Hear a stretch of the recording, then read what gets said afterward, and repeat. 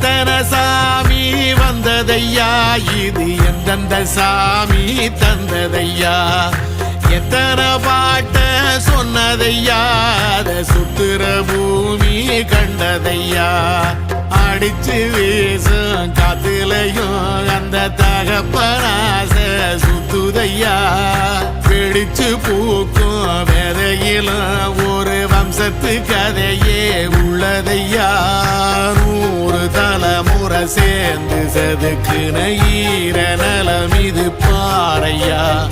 வாழும் வரையிலும் நீயும் விதைக்கிற கடமை இருக்கு கேளையா கோடி விளக்காயேந்தி கிடந்த